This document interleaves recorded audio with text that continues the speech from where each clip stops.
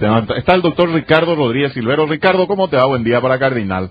Buen día, Roberto Sosa, a tu audiencia también. Vos sabés que estoy tratando de explicar un poquitito la historia de los bonos argentinos y esta digamos, cesación de pagos en la que incurre de manera selectiva con estos fondos, Ricardo. Me gustaría que nos expliques así brevemente y hacemos un repaso con el tema de qué es lo que ocurrió con la Argentina, qué es lo que le lleva a esto que se llama cesación de pagos en este momento, Ricardo. Con mucho gusto, Roberto. Para entender la situación hay que saber que en los años 2001-2002 el gobierno argentino cayó ya en cesación de pagos en la época del gobierno en la época en la que Cavallo era ministro de Economía. La Argentina dejó de pagar a sus acreedores al vencimiento de cada tramo de deuda del sector público que iba teniendo.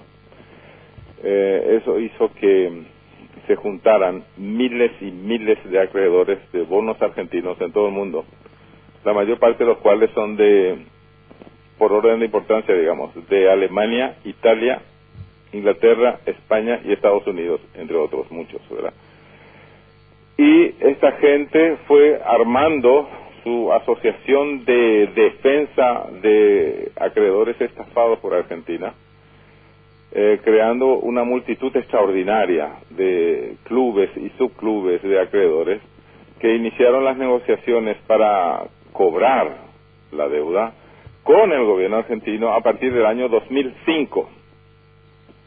Bueno, esas negociaciones culminaron en el año 2010 con un arreglo muy ventajoso para el gobierno argentino. Esos acreedores, que son multitudinarios en número, acordaron otorgar una quita a los bonos de hasta el 70%. Estuve intentando encontrar el promedio, parece que el promedio de la quita entre todos esos acreedores que son benevolentes con el gobierno argentino está más o menos en orden del 60%, es decir, una actitud extraordinariamente generosa. El gobierno argentino se comprometió a pagar esa diferencia con el valor nominal de cada bono a lo largo de los años, y lo estaba haciendo más o menos regularmente el gobierno argentino para esos acreedores multitudinarios. Esos son los acreedores normales y corrientes, digamos, ¿no? Pero lo que pasa es que se juntaron también, cada uno por su lado, los así llamados acreedores buitre, así denominados despectivamente hasta por el Fondo Monetario Internacional, porque es un grupo grande de mega especuladores de bonos de diversos países, bonos estatales, bonos soberanos, que caen en desgracia. Entonces compran esos bonos a un precio mínimo en el mercado secundario o terciario, ¿verdad? Por ejemplo, un bono argentino, para poner una cifra didáctica, de 100, esos fondos buitre los compraban a 5 o a 10. El problema está en que los fondos buitre suman y llegan actualmente a $1.000 millones más o menos. En número de acreedores no son tantos, pero son buitres en el sentido de que ellos exigen ahora el pago del valor nominal del 100% de esos bonos que ellos compraron a una décima parte de su valor. Ahí está precisamente la actitud poco ética de los mega especuladores de bonos soberanos caídos en desgracia, y por eso se les llama con precisión acreedores buitre. Y al conjunto de la suma de esos acreedores se los llama fondos buitre. El más conocido entre todos estos mega acreedores del gobierno argentino es un multimillonario yanqui llamado Paul Singer. Él solo quiere cobrar $600 millones y está demostrado que para la compra de esos bonos argentinos él no invirtió ni siquiera el 10% de esa suma. Eso es lo que hace una actitud poco ética de parte de esos mega acreedores. Pero la desgracia para el gobierno argentino es que, recurriendo a las cortes, que es lo que suelen hacer estos fondos buitre, obtuvieron de parte del juez Griesa de Nueva York luz verde para ejecutar la deuda argentina, pero con efecto inmediato. Y eso es lo que ha ocurrido. Ha vencido el plazo, el gobierno argentino tiene que pagar. Correcto. Ricardo.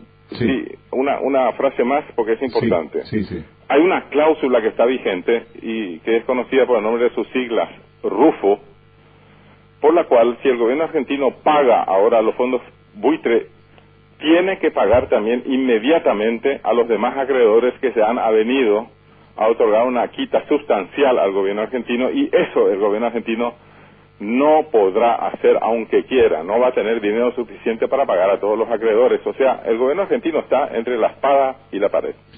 Esto es un callejón sin salida, así como estás contando, Ricardo. Ahora, ¿qué consecuencias internas puede tener para la Argentina? Esto que hoy ya prácticamente no tiene financiación exterior, ya en el extranjero prácticamente no está consiguiendo financiación, Ricardo, y a nivel interno parece que se le está acabando también la posibilidad de financiarse. Y a nivel interno eso significa una mayor inflación a la registrada en el sector privado, que ya está por el 30% anual. El gobierno sigue hablando de una inflación de solamente el 11 o 12%, es decir, el nivel de precios cuantificado por sectores privados, que son varios los que hacen el mismo cálculo en la Argentina, está ya por el 30%. Esa inflación va a aumentar fácilmente al 40, 50, a lo mejor se duplica incluso. Van a tener que cortar los subsidios, no van a tener más plata los del gobierno argentino para subsidiar tantos servicios públicos como lo están haciendo. Va a aumentar el desempleo, van a haber disturbios en las calles porque los sindicatos están amenazando ya con huelga general, y va a caer la economía argentina. En ese contexto, obviamente, el peso argentino, que es algo así como el termómetro que mide la temperatura interior de la economía argentina, se va a caer en una hiperdevaluación, lo que para nosotros como principales, digamos, no sé si somos los mayores, ¿verdad? Somos un país pequeño para Argentina, pero al revés, Argentina es para nosotros el segundo país más importante, también en términos de comercio exterior, y eso hace que esa noticia de que después de 2 años de acoso devaluatorio del peso argentino al guaraní, ahora se va a agregar una hiperdevaluación, lo que va a colocar a nuestro país en grandes dificultades también. Pero hay noticias buenas, en el sentido que nuestro país está macroeconómicamente bien sólidamente constituido, y lo que pueda afectar aquí va a estar limitado a algunos sectores que ya los tenemos bien definidos, y va a tener consecuencias positivas también para la disminución de la inflación aquí en Paraguay y para el acceso de los estratos poblacionales que viven en miseria a bienes de consumo mucho más baratos en precio. Sí, el riesgo, Ricardo, por lo que estás diciendo, entonces, es que se aumente ese comercio fronterizo. Sí, va a haber una inundación de productos argentinos aquí. Ya estaba ocurriendo eso en los últimos 2 años, ¿verdad? Entonces, eso va a hacer que las empresas locales, tanto de paraguayos como de extranjeros o mixtas, que están produciendo productos similares o iguales a los argentinos, van a caer en dificultades existenciales. Si ya han tenido dificultades hasta el momento, ahora va a ser grave la cosa. Van a tener que desinvertir, si pueden, a tiempo, lo que significa cerrar departamentos en esas empresas, despedir mano de obra, y en casos extremos incluso cerrar la misma empresa o reconvertirla a otra actividad. Y la otra cuestión que siempre es importante y preocupante, Ricardo, el tema de la fuga de dólares, porque muchos argentinos, yo estoy sorprendido por la cantidad de plata que dicen que en efectivo, que en dólares tienen los argentinos actualmente, porque no les queda otra, o sea, hacerse de dólares y de alguna manera acumular reservas por si ocurra lo peor es la medida más saludable para ellos. Entonces, ¿qué puede pasar en ese sentido de que pueda existir una fuga de divisas, de dólares desde el Paraguay hacia la Argentina? En realidad hay que analizar eso en ambas direcciones. Ya está ocurriendo una fuga de capitales argentinos hacia el Paraguay y hacia otros países de la región, y también a otros países del hemisferio. Lo que pasa es que con esta hiperdevaluación y con esta fuga adicional de capital que va a tener lugar, vamos a estar recibiendo más dólares que están en propiedad o en manos de argentinos a nuestro país.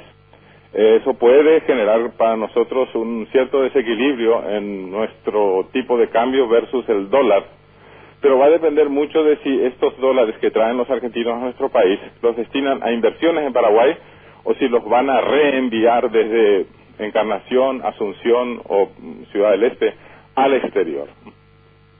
Correcto. Ricardo, te agradecemos mucho. Gracias por las Ha explicaciones. sido un gusto.